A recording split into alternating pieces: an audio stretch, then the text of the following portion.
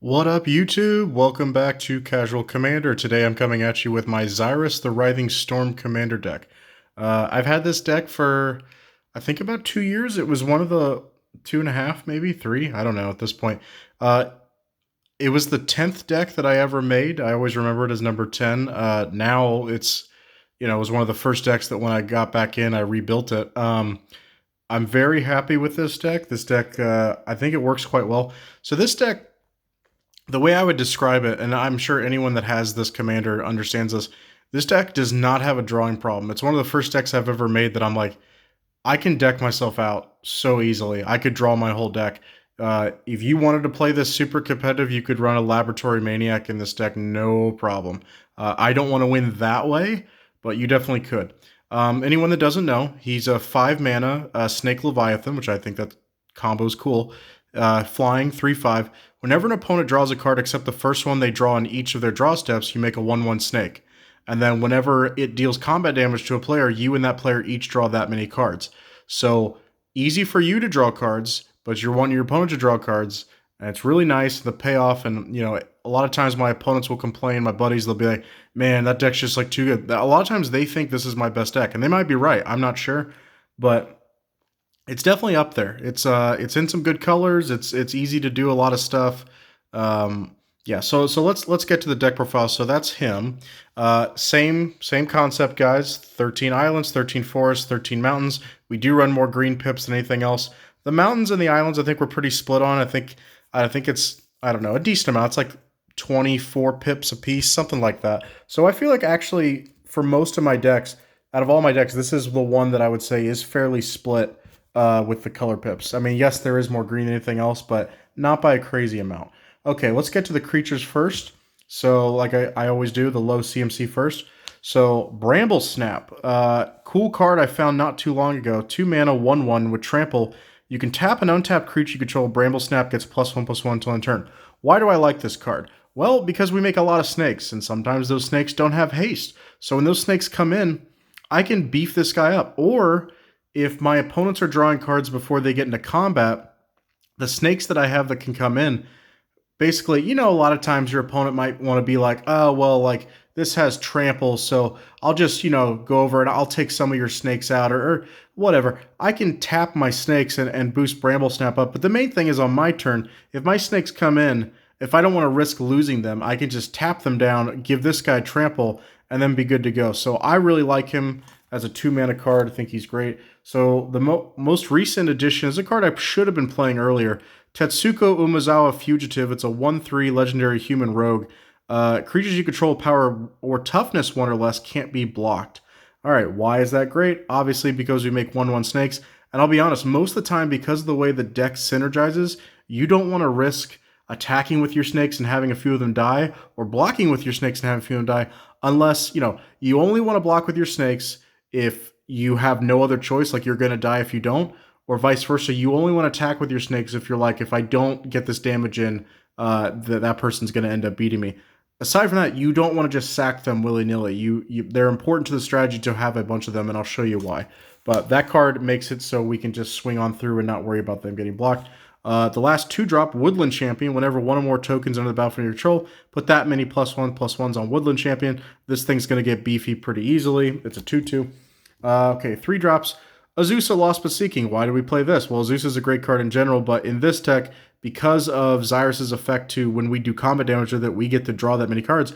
We're at least drawing 3, 99% of the time, unless our opponent's reducing its power. So because of that, we're going to be drawing a lot of lands. I play 39 lands, so we want to be able to unload those from our hand instead of just discarding stuff. So Azusa is a great card, especially in this deck. Champion of Lambhold. Creatures with power less than Champion of Lambhold's power can't be blocked by creatures you control, and then whenever another creature enters the battlefield, put a +1/+1 on this thing. So this thing's going to become ginormous. I've had this thing get up to like 20-something power, probably more than that, honestly. And then, obviously, nobody's going to be able to block anything, and the important thing is our snakes can get in. Edric, Spymaster of Trust. This is a good political card. I gotta be honest, though, it doesn't even work that great as a political card for the fact of once you get this guy out and you have Xyris out, your opponents are like, I know what game you're doing and I don't want to play it. But a lot of times they're so desperate for card draw that they're like, I'll do it. Whenever a creature deals combat damage to one of your opponents, its controller may draw a card. That works for us. That's the great thing about this card, is it works for us. So we don't just have to wait on our opponents. If we want to draw a ton of cards, as I said many times, this deck is the easiest draw deck I've ever built. And I don't mean that as like I put a bunch of busted stuff in it. It's just the way the deck synergizes. It's really easy and awesome. And like I said, you can easily deck yourself out. But the cool thing, you might incentivize your opponents if they need a card draw to just attack each other instead of you. But like I said, the cool thing is once we make a bunch of snakes, we get to draw even more cards. So that's good. One of my favorite cards in here, just a cool card, Heartwood Storyteller. Whenever a player casts a non-creature spell, each of that player's opponents may draw a card. Okay, so you have cards like Howling Mine and Dictate a Crucifix and some other slow cards that basically cap you out at, hey, each one of your turns, everybody gets an extra card. And I'm like, I like this card because it's not capped at just once per turn. So if your opponent's going off and casting a lot of, like, you're going to get this more than once. And this is mainly going to be benefiting you the most because whenever a player casts a non-creature spell, each of that player's opponents may draw a card. I mean, your opponents are going to be playing more stuff to try to deal with your crap. So you'll just be drawing cards, and then your opponents will be drawing cards as well. So you're going to get more advantage out of this than everybody else will, in my opinion, and that's why I think it's worth running. It's a good way for everyone to draw cards. And the other thing is, this card isn't hated. Like, everybody normally wants this card to stay on the board. So that's the thing, is you have cards that make your opponents draw cards, but your opponents will be like, I don't like that, I'm going to pop it. This card normally, it doesn't get hated, so people will keep it out there, and it lets you draw. You might, like I said, worst case scenario, you're going to cast the non-creature spell, and your opponents will each draw cards and not you. That's still okay. You're still getting what you want. Another one of my favorite cards, Cassetto Orochi Archmage. I learned about this card from the professor. He did a deck profile on it. This guy's really cool. So it's a 2/2 legendary snake wizard. You can pay Simic. Target creature can't be blocked this turn. That creature is a snake. It gets +2/+2 until end turn. Okay, so you can pump this guy up, I guess, if Xyris isn't there. But the main thing it's there for is if Xyris is on your board, you can pump Xyris up, make sure it can't be blocked in case they have like a flyer or a reach creature. And then the more you can pump it up, the more draws that you and your opponent will be getting. So it all just helps you out. Xyris or Cassetto is a cool card. This deck isn't fully snake tribal, but it's pretty close. I mean, they honestly just need to make some better snakes. Cool card that is a snake that synergizes, Lore Scale Codal. A 2/2 snake, whenever you draw a card, put a +1/+1 on it. Like I said, we can pretty much draw our decks, so that guy could be ginormous. Whirlpool Warrior. So with this deck, like, there are plenty of wheel cards that make everybody discard and draw. The thing is, I only want to do stuff like that if I can get advantage out of like my opponent's discarding, or if I'm wanting to run a graveyard deck. This deck doesn't do that. So instead, I wanted to run cards that basically say, hey, we all shuffle our stuff back in and we draw. So hey, like, no harm, no foul. I'm not decking you guys out. But like, I am wanting everybody to draw a ton of cards. Whirlpool Warrior is great. He doesn't go into every wheel deck because not every wheel deck runs red. I know that from experience as a Xur player. There's some wheel in that. But would an ETB shuffle the cards from my hand into my library, draw that many cards? Okay, cool. Like I said, we can draw a ton of cards. And then you can pay a red, sack it, each player shuffles the cards. So you can basically get 2 goes at it with your hand. You can 2 cracks at it. You could sack it after you've already wheeled yourself once. You could do this again, then everybody wheels. And it just helps you out with Xyris. But like I said, we have cards in here that, as you just saw with Lore Scale Codal, that just want us to draw cards, period. A card that I don't see anybody run in Xyris, but I feel like they should. Basalt Ravager. When this thing enters the battlefield, deals X damage to any target where X is the greatest number of creatures you control that have a type in common. So this is a giant wizard. So like, obviously, I guess if our opponents blew everything up, he'd only deal 1 damage. We don't run that many giants or wizards. But the goal is that we have, like, I don't know, let's say like at least 15 snakes out there, including our commander, and then we can just deal 15 damage to anything we want. It says any target. We're going to choose someone's life total. Let's be real here. And there are good burn cards like out there. There's a sorcery in red that basically does this, but I like having it on a creature in case, I don't know, like it got blinked by something, or I was able to bring it back. I don't know. I just like it's a body. It can also block as well, so I like that. A card I didn't realize this existed, and this is a common, so like nobody thinks this card's good. Ivy Lane Denizen, a 2/3/4 elf warrior. Whenever another creature enters the battlefield under your control, another green creature, put a +1/+1 on target creature. Now, there's plenty of cards, like I showed you earlier, that say whenever something comes into your battlefield, put a +1/+1 on this. But the cool thing about this card is we get to put a +1/+1 on anything, and 99% of the time, if our commander's out, we're going to pick our commander, make it beefy, and then that way we get to draw more cards, but more importantly, our opponents have to draw more cards, so that's great. Glad I found that card. Underrated tech. You're finding a lot of elves in here. Isn't that funny that the elf synergy with the tokens, it works perfectly. Null Mage Shepherd. My opponents hate this card, but it's cool. So for 4 mana, it's a 2/4. Tap 4 untapped creatures you control, destroy target artifact or enchantment. So good, so easy for us. Like, we don't have aura shards in these colors. Imagine if we did, that'd be busted. But in our colors, it's some of the best removal that we can do because we can make so many snakes that we can just be like, okay, cool. I made 16 snakes, and now I'm going to use this effect 4 times and blow up 4 problematic artifacts or enchantments. It's really easy, really good. Orin Frostfang. This is a snake, so that's another reason why I like it. But once again, more card draw. Attacking creatures you control have Death Touch. That's great, but honestly, like I said, that's just like an added bonus. Whenever a creature you control does combat damage to a player, draw a card. As I said, with so many snakes, so easy. This is a 2/6. Like I said, 5 mana. It's pretty good value. All right, this is a Simic staple for me. You can say this is tryhard. I don't really care. AC, when this card got announced, I was like, this is exactly what I want in a Simic creature. It does the things that I like. You could say that makes me a tryhard, I guess. I don't know. This is like my exception. I run this card no matter what people think of me. 5/5, whenever you play an additional land, or sorry, you can play an additional land each of your turns, and then whenever a land enters your battlefield, you can draw a card. Because we have a way to get multiple land drops, and it's just another card that allows us to drop lands out of our hand, which is nice. Okay. Essence of the Wild. So I said something to Jesse on like a video from like earlier in the year where I said, or I guess that's last year now, I said I don't run cards that say make a copy in it.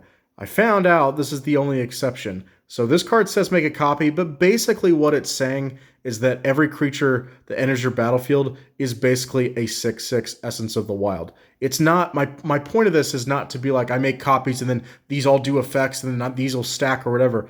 No, it's basically to just say that every time I'd make a 1/1 snake, it's going to become a 6/6 instead. If it just said every creature you control enters the battlefield as a 6/6 with no effect, it wouldn't have to say copy. But I get that the point of that, what makes it different, is that if you get rid of the original Essence of the Wild, all those other Essence of the Wilds will still have that effect to keep it going. I've actually been locked by this card before, where my opponents removed my commander, and then I was like, okay, I'm no longer making snakes. Now this is a problem because all my creatures have no effects. So I was able to top deck, and I'll show you in a little bit, the one card that was able to get me out of my problem, and it was a great one. But overall, I think this card's cool as crap. Like, I don't, like, there's probably not a whole lot of decks that are going to run this guy because of you could get trapped in it. But I think it's cool. Like I said, we can make snakes so easily that I'm like, the fact that we can make everything a 6/6, that's like game over. A new card that I found that I think is pretty cool, Capsho Kitefins, a 6 mana, 3/3 flying fish. Whenever it or another creature in its battlefield under your control, tap target creature an opponent controls. Well, we make a lot of snakes, so not only can we make them on our turn, because we can make our opponents draw, so we could tap down stuff so we could get combat in, but the cool thing is on our opponent's turn, if they go, okay, I gotta draw into something to get me out of this, they draw whatever creatures they had that could attack, I can just tap those all down, because I'm making snakes. It's really cool. Sashiro the Anointed, I feel like this is a staple in this deck. Other snakes you control get +2/+2, which is nice. Pumps our commander, but pumps our army. And then whenever a snake you control does combat damage to a player, draw a card. Once again, draw power. So easy in this deck. And we utilize that draw power with Locust God. Whenever you draw a card, make a 1/1 blue and red insect creature token with flying and haste. The cool thing is it is a 1/1, so we have some synergies with that. But yeah, this is just a cool way to utilize the amount of draws that we're getting. I think it's pretty cool.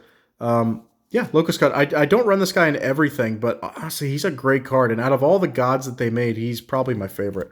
For anyone that doesn't know, if he were to die, you can return him at the next end step back to your hand. He also has a pay 4 mana, draw a card, discard card. I don't really ever use that. Cool tech. I don't know how much people will like this, but I think this is cool. This is, when I do this channel, and at least do deck profiles, the whole reason I do this is because I love these techs and these cards so much that I want somebody else to be like, dude, that's super cool. I'm going to try that. That's like one of the coolest feelings playing this game. So this is a 7/6 Cyclops for 8 mana. He's Gruul colors. Trample. So these are all cool effects. Whenever he deals combat damage to a player, reveal the top 3 cards of your library, put all land cards revealed this way into your hand, the rest in your graveyard. So you can add lands into your hand, possibly. That's fine. But the real reason we play him is because of the other effect. Discard a land. This thing deals 3 damage to target creature or player. Why is that good? Well, we can draw out our deck, as I've shown you many times, and I said we have like 39 lands in this deck. Obviously, some of them will already be on the battlefield to get this guy out, but there's a chance you could literally just kill an opponent just off this guy. You discard all the lands in your hand, and hey, you're like, hey, I'm discarding a hand size anyway, so why not get rid of him? So I think that's pretty cool. And the last creature in the deck is a Craterhoof Behemoth. Now, here's the thing. If you ran Craterhoof Behemoth in every single green deck, which you most likely could, then I'd be like, bro, how many times do you have to do that before you're like, it's kind of lame? But in this deck, I'm like, I only have one copy. I'm running it in this deck alone. I feel like that's perfectly acceptable. It's a 5/5 with haste. Whenever it enters the battlefield, creatures you control gain trample and get plus X until end turn, where X is the number of creatures you control. You can easily make everything plus 30 trample, and then it'll be game over. Why do I like this over some other cards, like let's say Overwhelming Stampede? Because this costs more, it's harder for me to get out, and it's Craterhoof Behemoth. I think it's a cool card. Like I said, if this is in every green deck, I think it's a problem. As a in one of my mini decks, I'm like, give me a break. That's it for the creatures. Okay, let's go to the sorceries. So we got a ramp, Farseek, Rampant Growth. Pretty much it for those. I think most people know what those do. Like I said, you run those cards because you're in a 3-color deck, and if you have green but you're missing the other colors, it's nice to be able to get that. Cultivate, green staple for me. Eldritch Evolution, I've showed you before. I run this card in basically every green deck. Eldritch Evolution can sack our stuff to get better stuff. I like that. Harvest Season. This is probably one of the best decks to be able to use this in. Search your library for X basic land cards, where X is the number of tapped creatures you control, and put those cards on the battlefield tapped, and then shuffle. Okay, so obviously you could swing out, excuse me. Obviously you could swing out and be like, well, some of these will get blocked and die, but like, you know, at least I'll be able to use my Harvest Season. That Bramble Snap guy that I showed you before, to be able to tap all your stuff down, this is a cool card that synergizes where you don't have to lose any of your snakes, and then you can tap and then ramp by a metric fuck ton. Molten Psyche, this is one of the cards I was kind of referencing earlier where, hey, I don't want to make everybody discard, but just shuffle everything back into their library and then draw that mini. I like that. It has Metalcraft. If you control 3 or more artifacts, this thing will deal damage to each opponent equal to the number of cards that players draw this turn. I think we play around, 7 artifacts, so it's not that it's impossible to get that effect, but, you know, this isn't an artifact-heavy deck, so it's fine. Decimate, I said in the last video, or the 2 videos ago, my Dino deck, I run this in all my Gruul decks that I possibly can because I think the value is amazing in a Commander game. So, and even if you have to hold it for a turn 2, I don't think it's that big of a deal. Normally we have other stuff to play. Distant Melody. Once again, we could literally draw out our whole deck, not joking. Choose a creature type, draw a card for each permanent you control of that type. We choose snakes, easy. We're drawing a lot of cards. Explosive Veggies, I said this before, I understand why most people don't run it, but for me, because I run basics, and because I'm running like 3-color decks, Explosive Veggies lets me get the colors that I'm missing, and ramp. Polymorph. So, cool card that I've always wanted to run in something, but for the longest time, it didn't click in my brain that like, hey, just run it in snakes, and that way you can pop a 1/1 snake you don't care about, and go grab something crazy from your deck. I mean, when I say crazy, I have like low CMC creatures, so maybe it wouldn't be the best value. But for anyone that doesn't know, destroy target creature. It can't be regenerated. Reveal cards to top of your library until you hit a creature, put it on the battlefield, then shuffle everything else back in the library. So like I said, we pay 4 mana, pop a 1/1, and, you know, obviously the goal is to get like a Craterhoof or get like that Cyclops. But anything, you might get an AC, you might get the Orin Frostfang. I don't know. Even if you got like a 2 or 3 drop, those effects normally are pretty good. Okay. Skyshroud Claim, everyone knows what that does. Good card. Transmogrify is a red version of Polymorph, except for it exiles the creature. Now, this does not have to be your creature. I guess Polymorph doesn't have to be your creature either. But Transmogrify, I have had to use this before to exile a problematic creature. So think of it kind of like a Chaos Warp, except it's guaranteed to hit. And granted, it doesn't just do permanent, it only can do creatures. But, you know, obviously the goal is to do this on a snake, and then we get to, you know, grab something out. One of my favorite cards in the deck that I'm like, why don't more people run this in Xyris? Burn at the Stake, or as I call it, Burn at the Snake.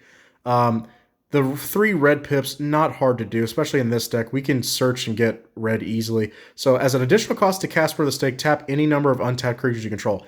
I've had that been like 25 before, just to like swag on somebody. Burn at the Stake deals damage to target creature play equal to 3 times the number of creatures tapped this way.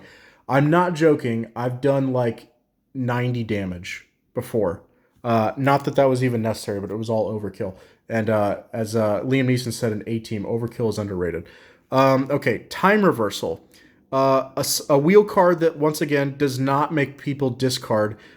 Now, I will say this card contradicts with one card in the deck. We do have a way to mill our opponents out, and this card kind of prevents that if you play it. But basically, if I'm getting close to having my opponents mill, I would only activate this card if I'm like, I'm in a pickle, I'm about to die, I need to do this. But in general, normally I'm not trying to mill, and normally this is just okay. Each player shuffles his or her hand and graveyard into their library, draws 7 cards, exile time reversal, so you don't get to use it again. But most people are happy when you do this because, you know, they get the stuff back out of their graveyard. We get to do that too. That's kind of another cool thing, is if, you know, we've had to discard a lot to hand size, time reversal, we can get our stuff back and keep going. Also, new addition to the deck. This is a card that I wanted to run for a while and then kind of forgot about. Descent to the Dragons, 6-drop sorcery. Destroy any number of target creatures. For each creature destroyed this way, its controller puts a 4/4 red dragon creature token flying onto the battlefield. Okay, the reason why this is so great, obviously, we'll have a ton of 1/1 snakes that we can basically... This card may be called Descent to the Dragons, but it should be called Ascend into the Dragons, because basically we're turning our 1/1 snakes into 4/4 red dragons. They're evolving. We don't have to just pick our stuff. We could blow up, like, if, you know, if our opponent's got problematic pieces, synergistic pieces, combo pieces, or just big stuff that we're like, nah, I'd rather that 6/6 be a 4/4 red flyer. The cool thing about this is we're going to have 4/4 red flyers too. And our commander is a flyer with 5 toughness, so we could block with our commander as well.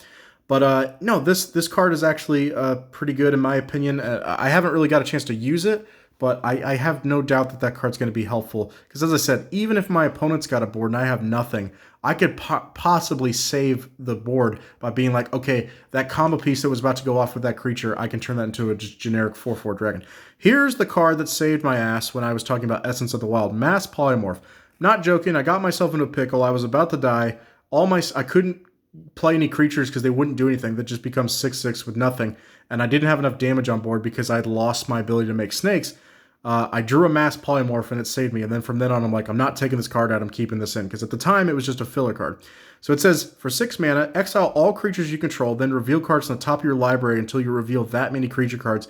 Put all creature cards revealed this way onto the battlefield and then shuffle the rest into the library. There's another card. I forgot what it's called. Someone will pull it up for me or no.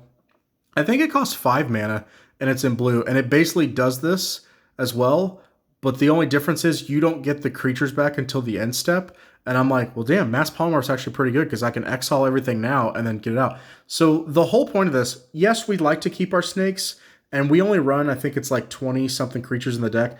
But the cool thing about this is if you're in a pickle and you have snakes and you're like, well, right now they're not enough to do anything for me, you can do this Mass Polymorph for, I'd say, like a safe number would be like, if you get anything more than like 3, I think the mana value is worth it. And if you get any, like, as long as you're not going over like 15, I feel like you're probably fine. If you don't want to exile like, I don't know, 30-something snakes because you're not going to be able to get the payoff for that. But then again, maybe you might because the rest of the creatures might be able to help you out of your jam. Savala's Stampede. So I just did my dinosaur deck profile, and like in hindsight, I'm probably going to take this card out. Not because it's not good, just because I found room for other things. But for this deck, because our hand size is so big, no one's really ever going to pick like to have me drop a permanent for my hand. So they'll just be like, go grab something from your library, like, you know, go off the top until you hit a creature. I'm like, okay, that works too. Because my play group is normally it's me and 2 other guys. Now we want a 4th player, but it's hard with schedules for us to get a 4th player. So minimally, even if this is just 3, if they pick for me to go off the top until I hit 3 creatures, for 6 mana value, that's going to be worth it. Okay, Boundless Realms, I've said before, this is my regular ramp card that I think is really good. I mean, yes, it costs 7, but you're going to get at least 7 lands when you play this, and normally more. Then Genesis Ultimatum. So I'm going to be making another Teamer deck at some point. I will save the surprise as far as what it is that will utilize this card even better. In this deck, Genesis Ultimatum is still really good.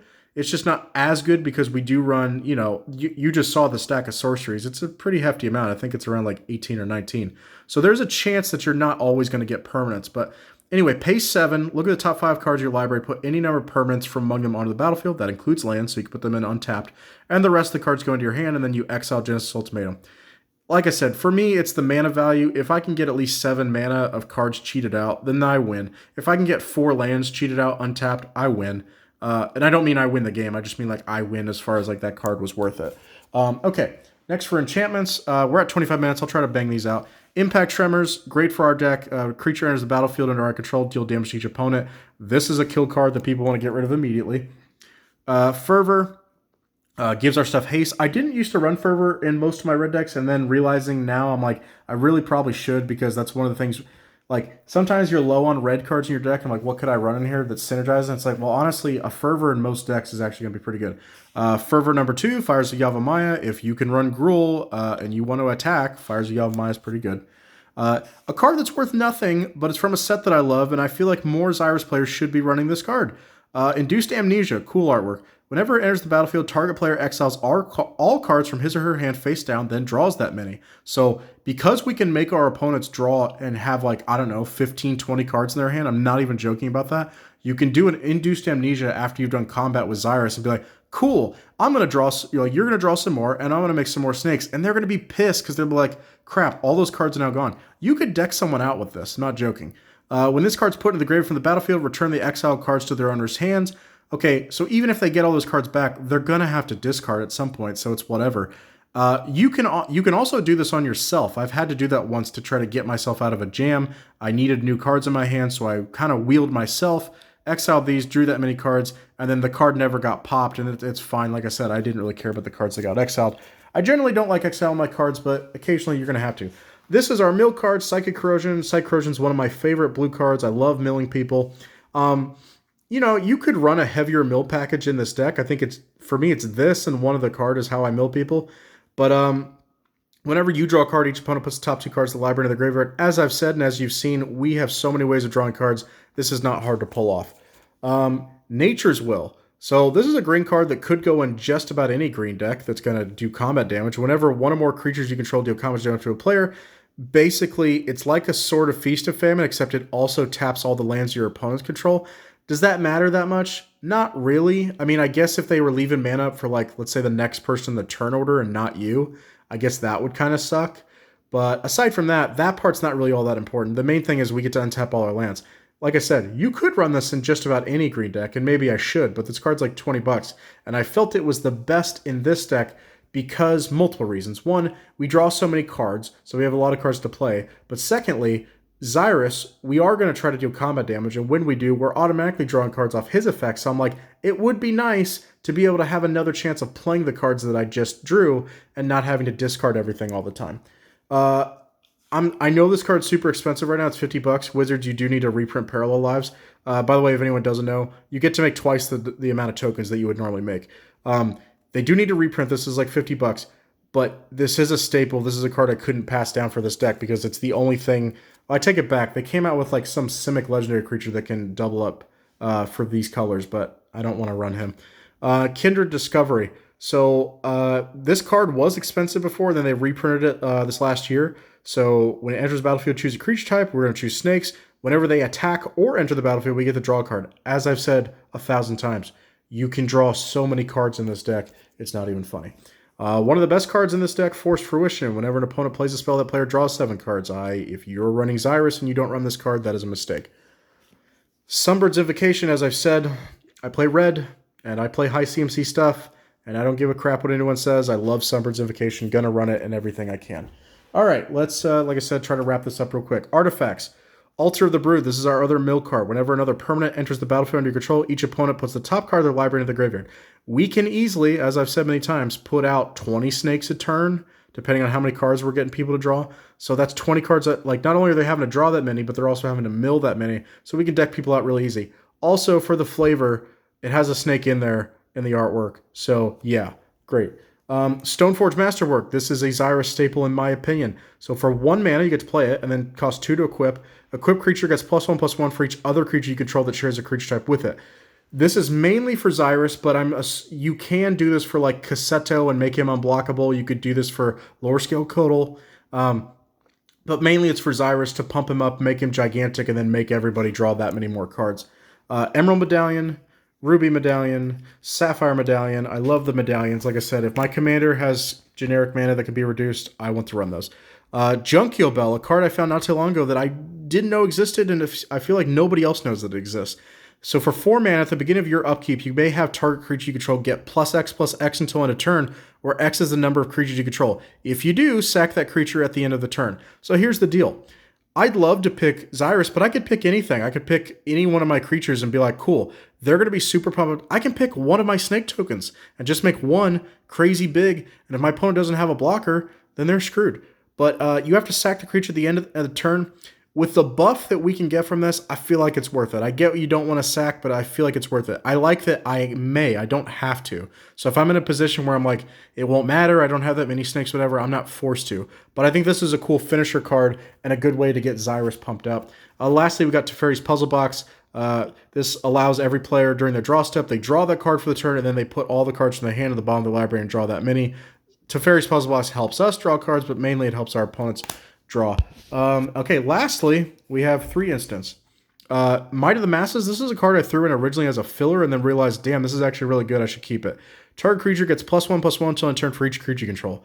Obviously, we swing in with Xyris, we leave 1 green open, no one ever suspects anything, and they're like, okay, fine, that's fine, and then you do a Might of the Masses, and then it gets gigantic, and then you make even more snakes and draw that many cards, and they draw that many more cards. One of the other newer additions that I didn't know existed, but I think is cool, Luminescent Rain. So for 3 mana, it's out of Morningtide, I believe is the set. Choose a creature type. You gain 2 life for each permanent you control of that type. Now there's a red instant, or I think it's a sorcery. It costs 4, and it's in red, and it says choose a creature type. Target player takes 1 damage for every creature of that type. I'll show you in a second. The last card of the deck is basically that card, but better. So this, I thought this was just better because yes, we could burn someone for a ton, but this allows us to gain 2 life for each permanent we control that type instead of doing 1 damage per. So I feel like being able to double up the amount of life difference is better. And I know you don't technically win a game off of having life gain, but in this scenario, I'm like, I like having the ability of if my opponent has some combo deck that drains somebody and it doesn't matter. Like I just would like the ability to like, okay, I can gain a lot of life because we can make 30 snakes in this deck really easily, so me being able to gain 60 life off of 3 mana, I'd really like that. Okay, lastly, this is Massive Raid. This is the card that I said, the other Morningtide card that deals with burn damage for a creature type. This is that, but it's just better, and it doesn't deal with creature type. Massive Raid deals damage to target creature player with the number of creatures you control. So we don't have to worry about our creature type. If we have like Locust God and we make a bunch of Locusts, this will still work. This only costs 3. Like I said, that other sorcery that I was mentioning costs 4. Massive Raid's a great card. This is also, in my opinion, a staple for Xyris. So that's it for the deck. Hope you guys enjoyed it. Sorry we went to 30 minutes, but as I said, I like to explain my deck choices. Xyris is a lot of fun. I highly recommend this deck. When I first saw this guy a couple years ago, my buddy Jesse was like, hey, like check this guy out. And I was like, I don't think this card's that good. I was like, you're making your opponents draw cards. And then he laughs at me every time because he's like, you said that card sucked. I'm like, I kind of did. I was wrong. Xyris is actually one of the better commanders that I've played. He might be my best. I'm not sure. But this deck's a lot of fun. It pisses your opponents off, but at the same time, they can't be too mad because the trade-off is like, hey, I'm giving you cards, right? Right, guys? Anyway, I'll come at you guys with another deck profile here in a bit, but have a good one, guys. Have a happy Friday.